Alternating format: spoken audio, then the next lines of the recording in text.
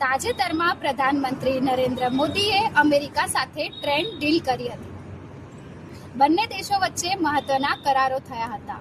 આ કરારો પ્રમાણે ભારત અને અમેરિકા વચ્ચે એક વચગાળાના વેપારની ફ્રેમવર્ક પર સલામતીની જાહેરાત કરવામાં આવી હતી.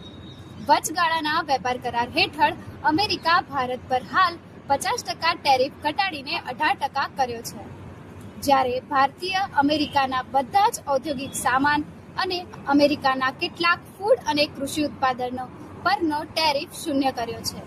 આ કરારનો અમલ શનિવારથી શરૂ થયો છે. આ કરાર હેઠળ અમેરિકાએ ભારતીય નિકાસકારો માટે $30 લાખ કરોડ બજાર ખુલ્લું મૂક્યું છે. આ ટ્રેડ ડીલ પર કોંગ્રેસે વિરોધ કર્યો હતો. વિરોધ પક્ષના નેતા રાહુલ ગાંધીએ સરકાર પર સવાલ ઉઠાવતા કહ્યું કે ભારતીય ખેડૂતોને પાયમાલ કરવાની ડીલ છે.